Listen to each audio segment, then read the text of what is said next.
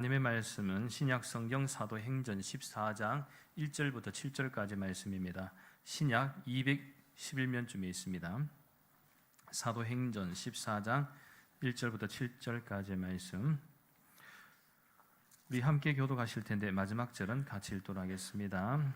이에 이고니온에서 두 사도가 함께 유대인의 회당에 들어가 말하니 유대와 헬라의 허담 무리가 믿더라.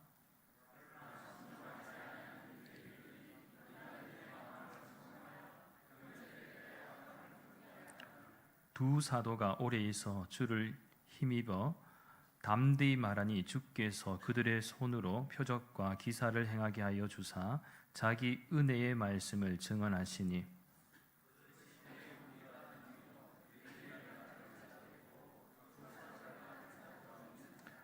이방인과 유대인과 그 관리들이 두 사도를 모욕하며 돌로 치려고 달려드니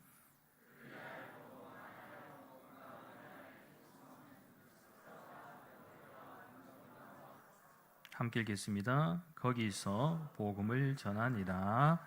아멘. 오늘 이 시간에는 남해 토움교회를 담임하고 계시는 이 하규환 목사님께서 귀한 말씀 전하십니다. 그들이 알고 도망하여라는 제목으로 하나님 말씀 선포하실 때 큰 은혜의 시간 되시기를 간절히 소망합니다. 이제 나오실 때 우리 할렐루야로 환영하겠습니다. 할렐루야.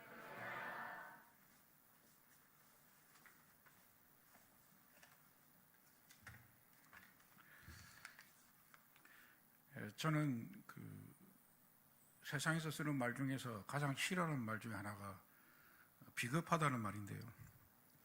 근데 제 인생에서 비겁한 적이 제가 기억나는 딱 두 번 더 있겠지만 두 번이 있는데, 첫 번째는 제가 초등학교 때 하루는 저희 선생님이 저를 불러서 야, 네가 오늘 공부한 거를 다 알겠느냐 그래서 잘 모르겠습니다. 그러면 네가 내일 공부할 거를, 수업할 거를 집에 가서 한번 보고 온나? 그러면 좀 더 이해가 될 거다 이러더라고요. 그때는 제가 예습이란 말을 들어본 적이 없었습니다. 그래서 집에 가서 그 다음날 수업할 거를 이렇게 봤습니다. 되게 옛날에는 그 전가라죠. 전가도 보고 교과서도 보니까 내용을 보고 학교를 갔습니다. 학교를 가니까 다른 친구들은 공부를 안 하고 왔으니까 잘 모르는데 저는 다 알겠는 거예요. 그래서 제가 선생님이 질문할 때마다 손을 들어서 다 맞추었습니다. 그 친구들이 갑자기 저를 보더만 제가 왜 저렇게 됐는가 의문을 가지고, 선생님은 굉장히 저를 칭찬하더라고요. 근데 그 재미로 계속 제가 그 다음날 걸 공부를 했습니다. 계속 공부하니까 그 다음 또 오면 또 제가 다 대답을 하는 겁니다. 학교 가는 게 너무 즐거운 거예요. 그래서 시험을 쳐도 공부를 다 해놓으니까 시험 점수가 갑자기 오르기 시작하는 겁니다. 그런데 어느 날 제가 가만 생각해 보니까 제가 좀 비겁한 것 같아요. 다른 친구들은 공부를 안 하고 왔는데 제 혼자서 공부를 하고 와서 다 맞춘 게 제가 비겁하다 생각이 드는 거예요. 그래서 제가 정말 철이 없는데 그 다음부터는 예습을 하고 가지 않았습니다. 그래서 다시 성적이 내려가기 시작했습니다. 아마 제가 계속 예습을 해서 고등학교 3학년까지 했으면 제가 선교사나 목사가 안 될 수도 있었는데, 감사하게도 제가 예습을 거기서 마치게 되었습니다. 두 번째 비겁한 것은, 제가 오늘 본문 사도행전을 설교를 하는데, 저는 성경에 있는 66권의 성경 중에서 사도행전을 특별히 이렇게 설교를 하면 굉장히 가슴이 뛰고 좋습니다.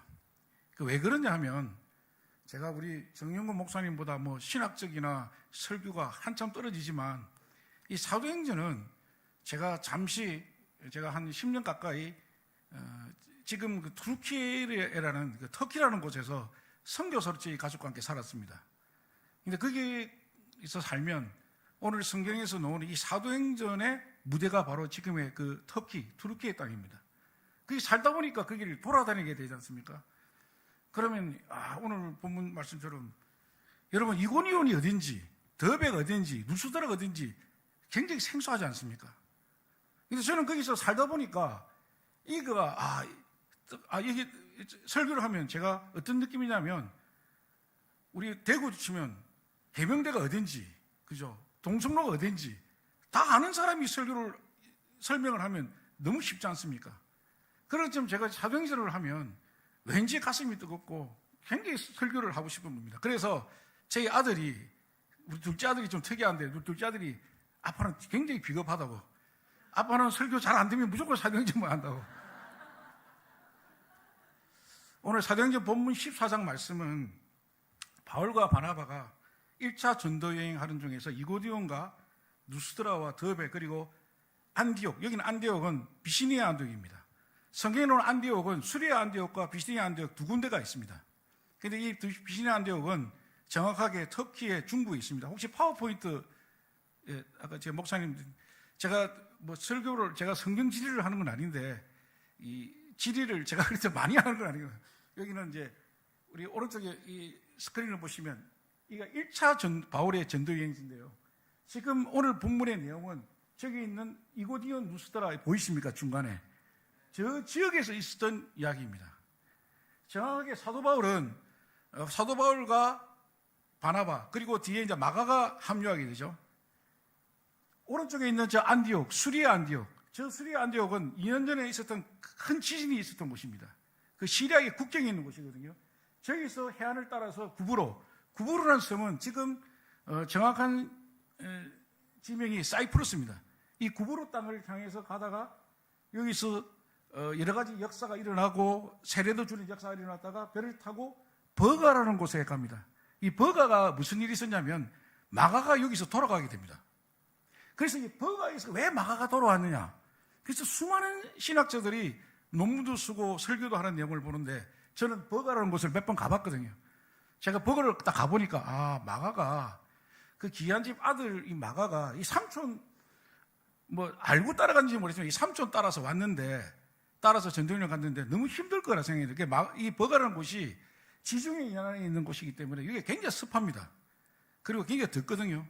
그리고 그 위로 보면 이제 안디옥, 저 비시니아 안디옥으로 가는 그게 토로스 산맥이 해발 3,800m입니다. 생각해 보십시오.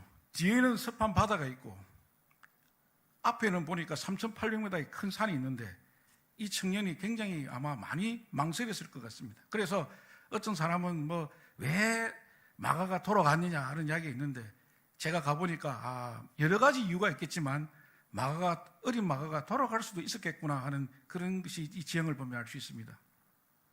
그래 이곳을 통과해서 마가는 돌아가고 나머지 일행들은 이 비시니아 안디옥 지역을 지나서 거기 이제 회당이 있거든요. 회당. 그 회당은 유대인 남자 10명이 있어야지만 이 회당을 만들 수 있습니다.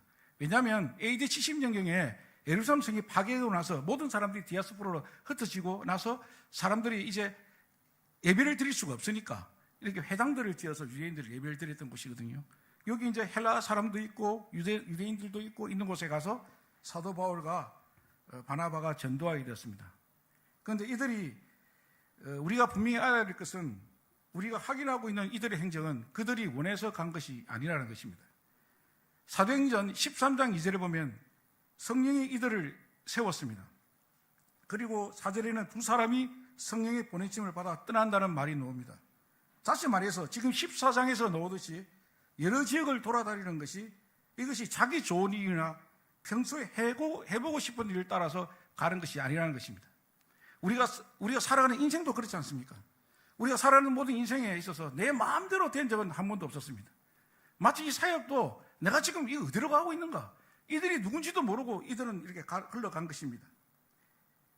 신앙이라는 것도 역시 자기 인생과 자기 욕심을 채우기에 하나님을 부수적 수단으로 동원하는 것이 아니라 오히려 자기 욕심이나 자기 인생을 포기하고서라도 하나님이 원하시고 하나님이 맡기신 길을 가야 한다는 것입니다.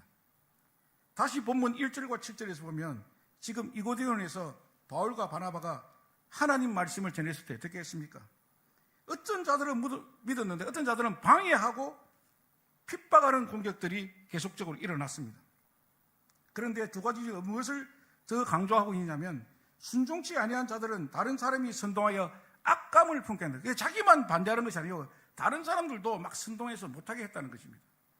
그런데 오늘 2절에 보면 그러나 순종하지 아니한 유대인들이 이방인의 마음을 선동하여 형제들이 악감을 품게 하거늘 두 사도가 오래 있어 주를 힘입어 담대히 말하니.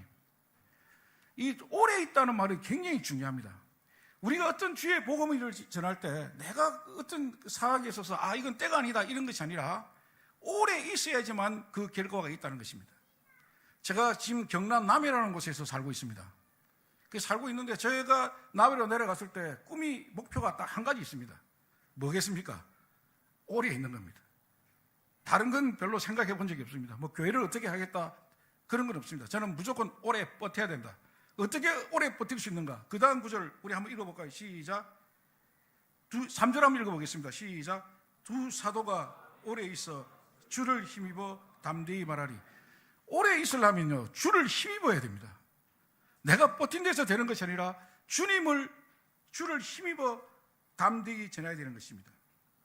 오늘 본문에 보면 우리가 정말 영혼에 대한 긍휼함이 있어야 될 것이고 13장 51절처럼 마음속에는 내가 발을 치끄러져 털어 다 그냥 떠나고 싶을 때도 있을 것입니다.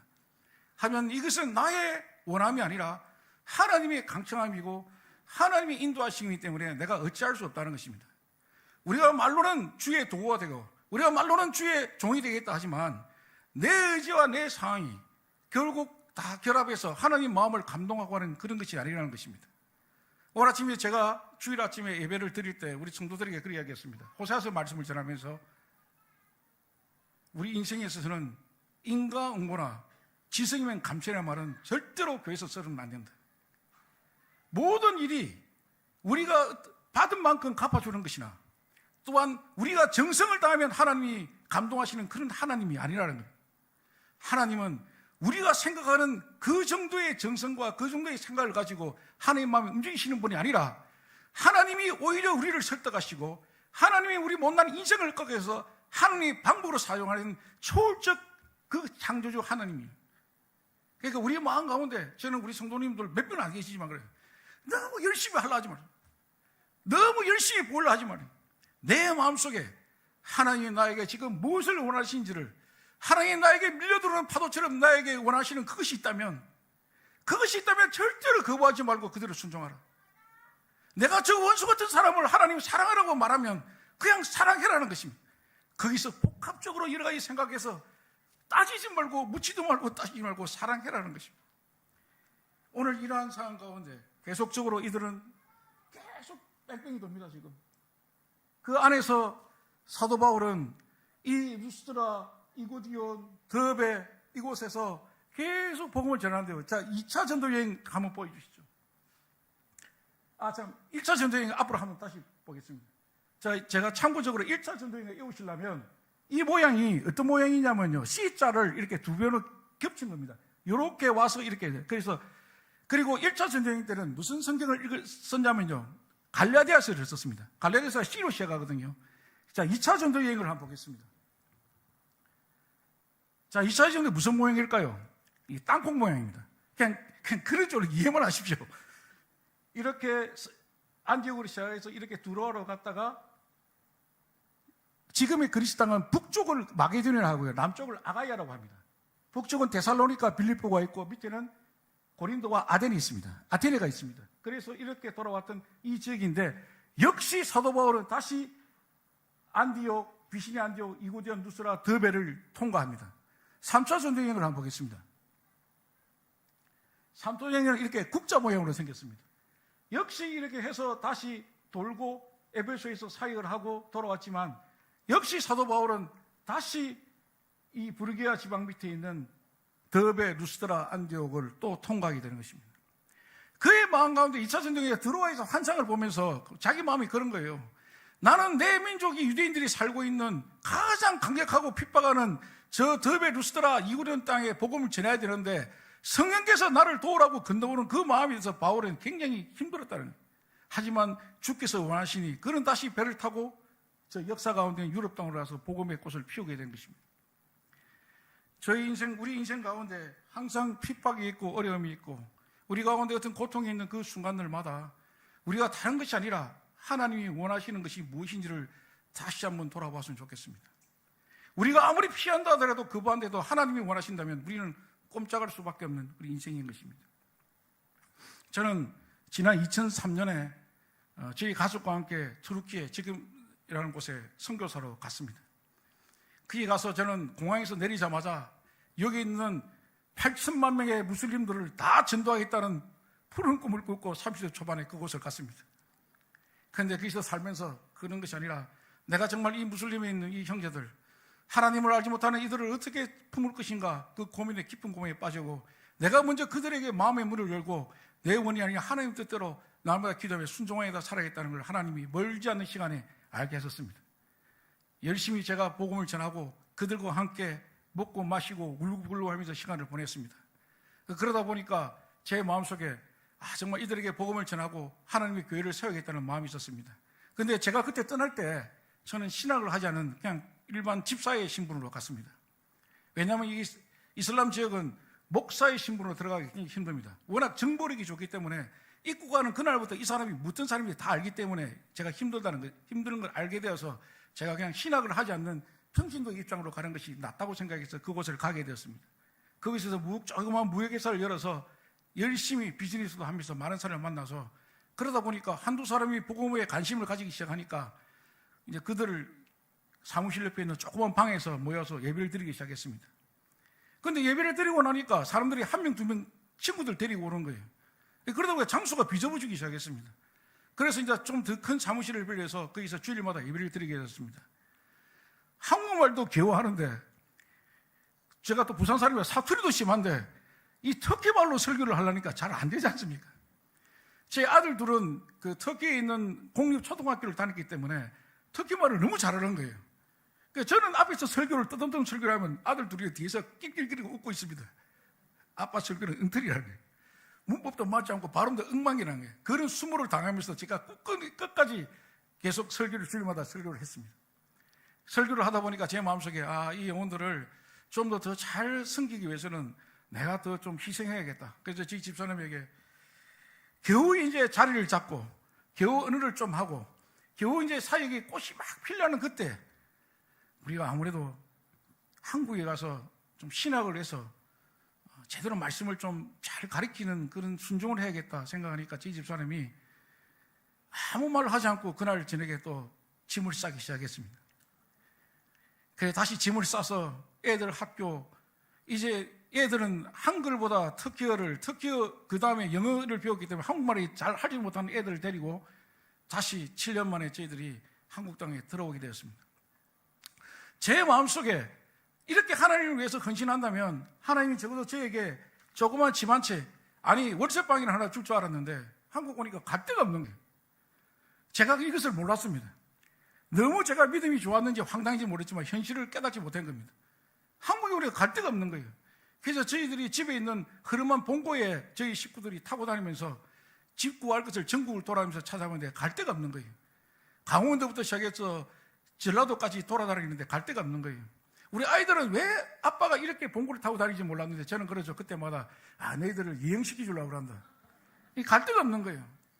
그래서 저희 집사람도 걱정하고 이랬는데 저희 아는 후배 선교사가 자기 집이 재개발이 됐는데 집이 곰팡이 쓰고 다 무너져가는 집인데 혹시 형님 거기로 사시겠습니까? 해서 너무너무 감사한 거예요. 지붕이라고 있으니까. 그래서 제가 이제 그 집에 가서 살게 되었습니다. 근데 그렇게 이제 얼마 전에 제가 한국에 있을 때 저희 집사람 둘이가 밥벌이를 하다 보니까 그때는 집을 사기가 지금도 좀 좋았습니다. 그래서 부산 광안리 앞바다에 있는 그 아파트를 한 채 샀습니다. 근데 그 아파트를 사고 나서 얼마 지나고 나니까 저희 부모님이 한국에 두고 떠난 부모님이 너무 마음이 쓰이는 거예요. 그래서 저희 집사람이 우리 이제 헌신했으니까 이제 다시 안 돌아갈 거니까 이거 그냥 팔아서 그때 막 집값이 조금씩 오르기 시작해서 아파트를 팔아서 저희 어머니 부모님 다 드렸습니다. 그래서 이제 돌아왔는데 그 아파트를 얼마 전에 가보니까 그 아파트가 그때 당시 시사보다 50배가 더 뛴 거예요. 그 아파트, 그 101동 아파트만 지나면 마음이 막 쓰는 거예요. 내가 왜 그랬을까? 지금 그 돈만 있었으면 그냥 이렇게 지금도 고생하는 건 아니지만 그런데 또 감사한 건 제가 그 아파트 한 팔았으면 제가 절대로 남해 가서 교회 개척 못했을 것 같아요. 정말 끝없이 저희 삶 가운데 하나도 해결되는 것이 없었습니다. 그러다 어느 날 또 시간이 지나고 제가 2019년 1월 달에 정말 이제 다시 터키로 들어가겠다 생각해서 준비하고 있는데 그 해 끝에 바로 코로나가 터져버렸습니다. 세상에 이런 일도 있구나. 그래서 저희 집에서 예배를 드리다 보니까 이제 이미 제가 부교육자 생활을 마치고 제가 이제 터키로 가려고 준비하는 과정이 있어서 그럼 어떻게 할까요, 하나님? 그래서 할 수 없이 주일마다 예배를 드렸습니다. 그래서 저희 집사람과 저하고 이제 우리 애들만 예배를 드리려 했는데 제 집사람 친구가 떠나기 전에 전도를 했던 친구가 집사가 돼서 왔는데 하도 불쌍해서 그런지 그 부부가 또 와서 예배를 드린다는 거예요. 얼마 전에 전했던 저희 고모님도 같이 예배를 드리는 겁니다. 그 저희 방에서 예배를 드리니까 얼마나 비좁습니까? 같이 예배를 드리고 같이 기도하면서 교회가 세워졌습니다. 그래서 교회 이름을 뭐로 할까 고민을 하는데 제가 터키에 있을 때 세웠던 교회 이름이 토움교회입니다. 토움은 한국말이 아니라 토움은 씨앗이라는 뜻의 터키입니다. 좋은 땅에 씨가 뿌려서 30배, 60배, 100배 열매는 하나님의 그 교회를 토움교회, 그래서 씨앗이라는 이름으로 토움교회라 지었습니다. 그래서 그 교회 이름을 짓자. 그리고 그 교회 이름을 지을 때 같이 교회를 개척했던 제 친구가 지난 2013년에 폐암으로 먼저 소천을 했습니다. 근데 그 친구가 그 소천하기 얼마 전에 이제 정신이 뭐 없는 거예요. 막 그리고 기도하고 있는데 자기가 나를 부르더만, 교아야, 내가 정신을 잃어버리고 있는데 내 몸이 천국 가 있더라. 천국 가니까 제가 지금 뭐 천국 있다 그거 간증하는 게 아니고 천국 가니까 막 여러 가지 기둥이 있는데 그 기둥 중에 하나가 토움교회라는 기둥이 있더라.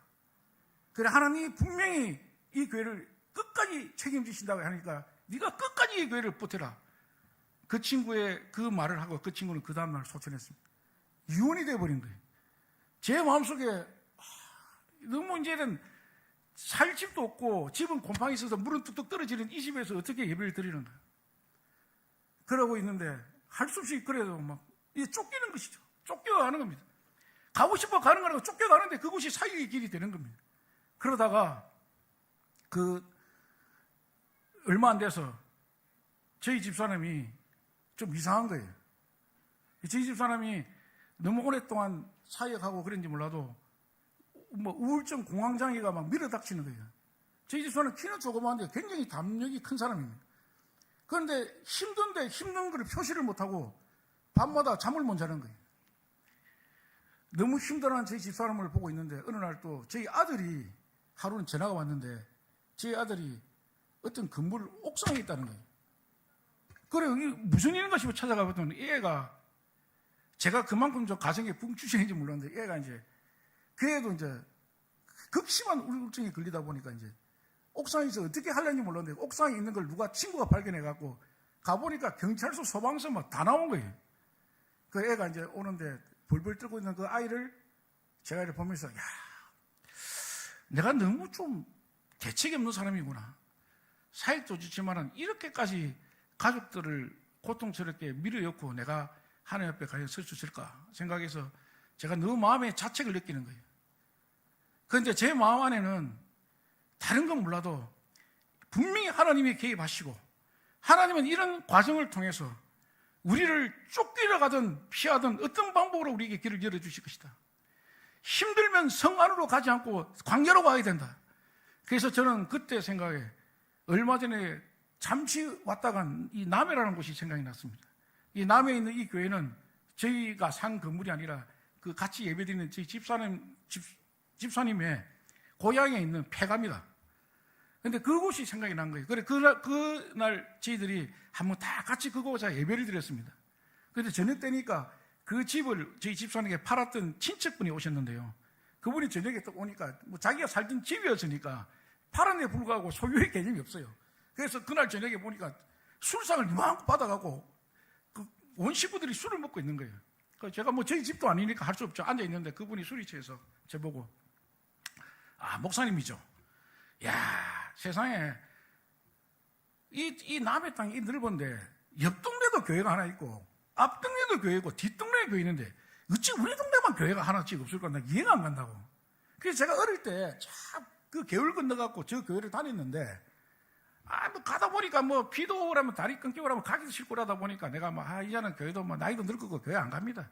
근데 우리 친구들 중에서 아마 우리 동네 교회 있었으면 예수 믿을 사람 많았을걸요.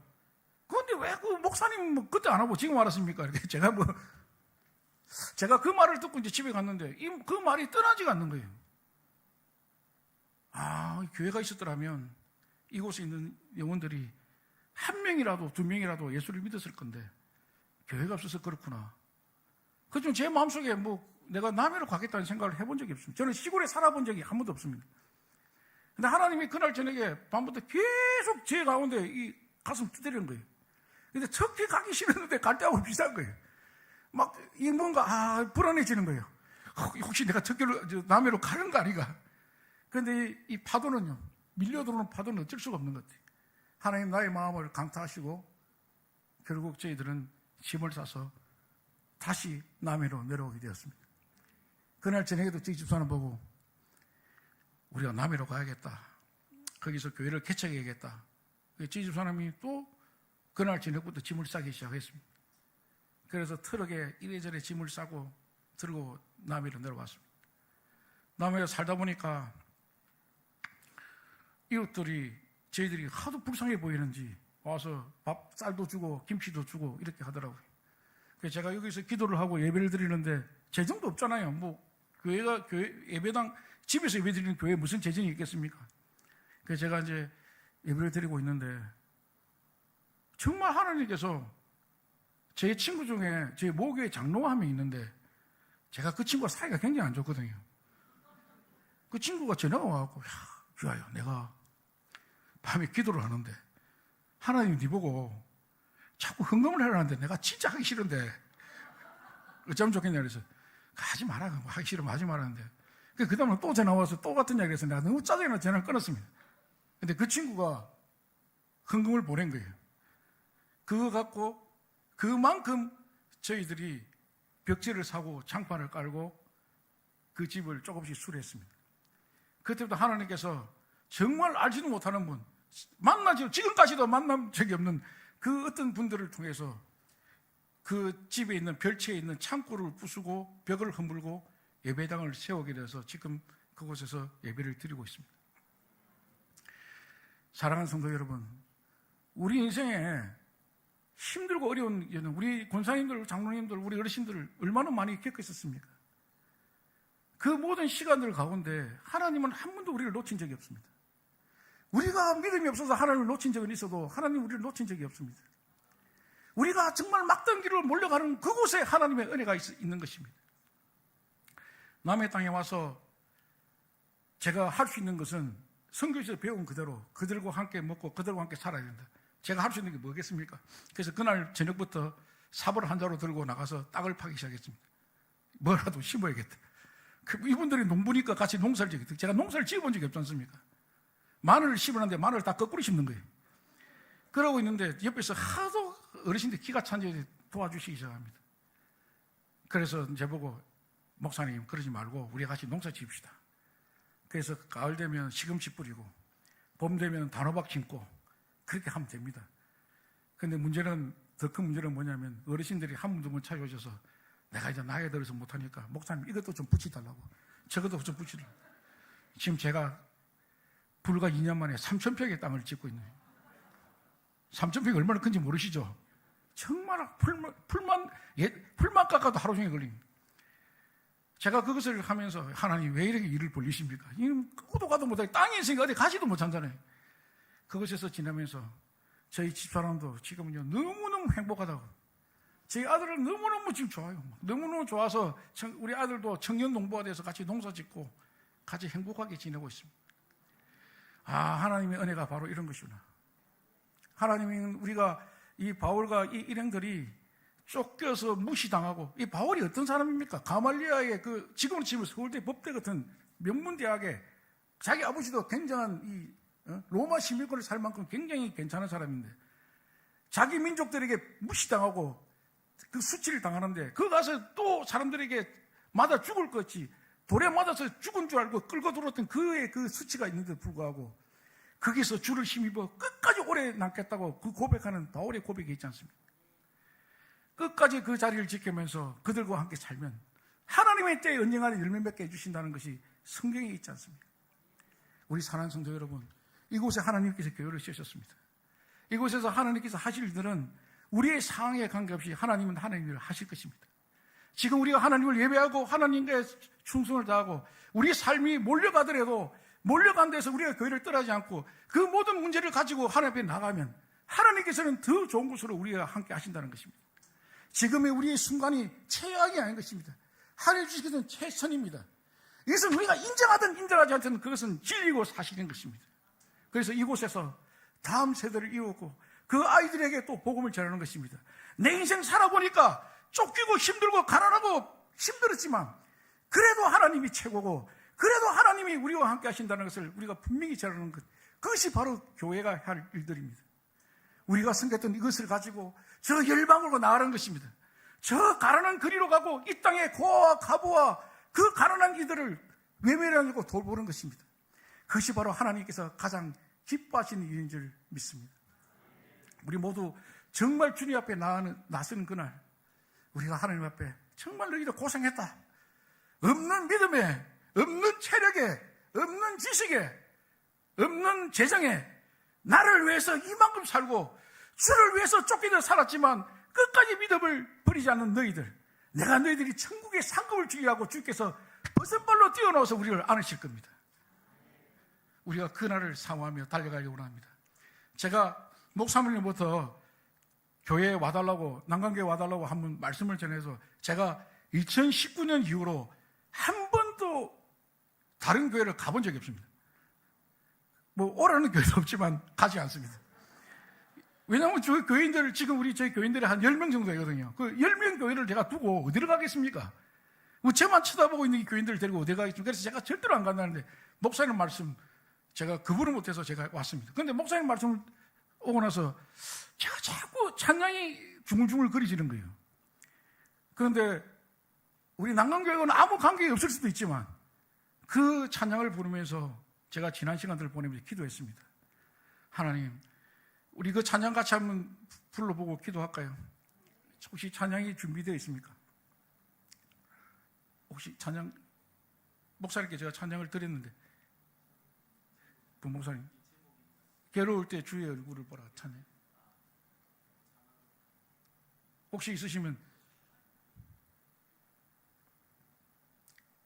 제가 이 찬양을 부르면서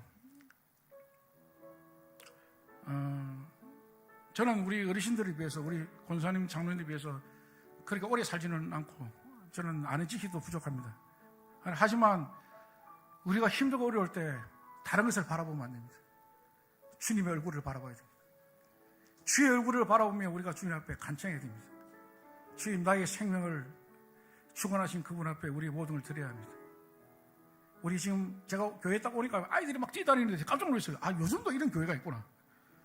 저 생명들에게 우리는 부끄럽지 않는 인생이 돼야 됩니다. 저 아이들에게 우리는 절대로 하나님의 믿음을 지켜내라 고백해야 됩니다. 우리 권사님, 장로님, 우리 곳곳에서 호흡이 끝나는 그날 우리는 천국에서 다시 만날 겁니다. 부끄럽지 않는 우리가 되기를 합니다. 우리 집사님들, 혹시 삶이 힘들고 어려우십니까? 끝까지 믿음을 붙들고 주를 힘입어 그 자리를 지킵시다. 이 교회를 지키고 믿음의 자리를 지킵시다. 우리 같이 한번 찬양했으면 좋겠습니다. 가사가 혹시 준비된?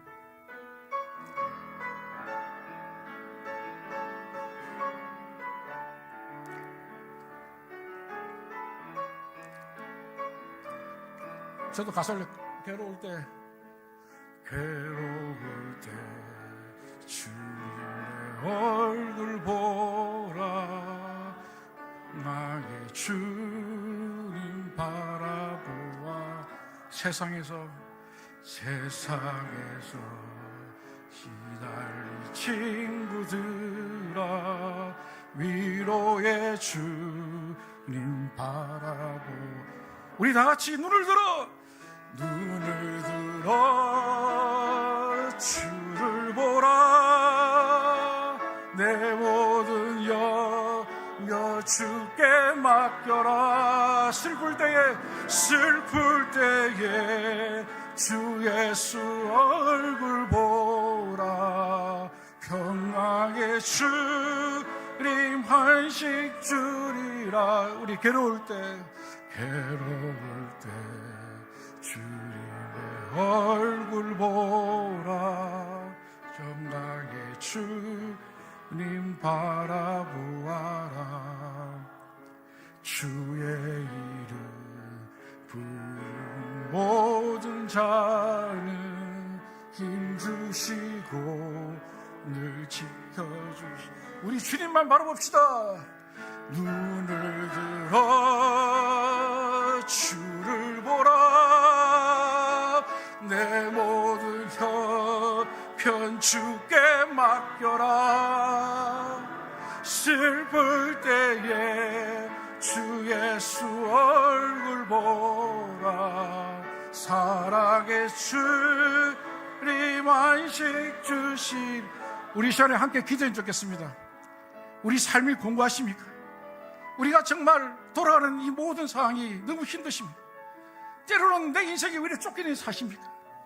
내 자녀의 문제로, 나의 재정의 문제로, 내 삶의 문제, 관계의 문제로 힘드십니까? 주의 얼굴만 바라보십시오. 주님만 바라보십시오. 우리가 살 길입니다. 주님, 내가 주님 바라보지 못하고 살았던 것, 세상 바라보고 살았던 것, 세상의 권력과 이론과 지식을 바라보고 살았던 것, 주님 회개합니다. 주님 용서하여 주시옵소서. 우리 이 시간에 주의 이름 같이 부르며 주님께 같이 기도하겠습니다. 주여! 하나님 아버지, 우리가 진정으로 주님 앞에 나왔기를 아버지 우리에게 믿음을 주시옵소서. 연약한 저희들을 붙들어 주시옵소서. 아버지, 우리 연약하고 부족한 저희들이 하나님 믿음을 주시옵소서. 우리가 한치 앞을 보러오셨다고, 우리가 날마다 낙심하며 힘들 때마다, 우리가 정말 죽을 듯이 끊기는 이 삶 가운데도 오직 주님만 바라보며 살게 하여 주시옵소서. 주님, 나의 삶을 주문하신 주님, 나를 버리지 않으신다고 하신 주님, 내가 너로 하여금 세상 가운데 내가 너를 하나님이라 하리라 하시라고 말씀하신 주님, 우리 주님만을 바라보고 살고 합니다. 내 속에 갖고 있는 아직과 내 모든 이 고민, 내가 갖고 있는 이 고집을 주님 꺾어 주시옵소서. 내 삶 가운데 갖고 있는 모든 것, 나를 두고 있는 이 병마의 두려움도 주님 꺾어 주시고 오직 주님만 바라보며 살기로 합니다. 그래야 주의 얼굴을 바라보며 살기를 원해. 주여 도와주십시오.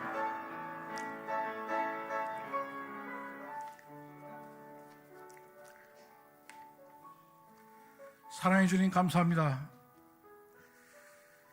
괴로울 때, 슬플 때, 즐거울 때 주님만 바라보겠습니다. 우리를 버리지 않으신다고 약속하시고, 내가 너희를 나의 백성이라고, 나의 자녀라고 부르신 그 주님, 아버지를 버리고 먼 곳에가 탕자하였지만 탕자 하나님 아들보다 탕부이신 우리 크신 하나님, 세상에 다 쓸데없는 것 다 버렸지만 탕자인 우리를, 그 아들을 살리기 위해 가진 것을 다 버리신 그 아버지의 마음을 우리가 알기를 원합니다. 주님, 우리가 인생 다하는 그날까지 주님께 더 사랑한다는 고백하고 주님 위에 살다가 주의 품에 앉는 우리 모두들 다 되게 하여 주시옵소서. 예수님 이름으로 기도했습니다.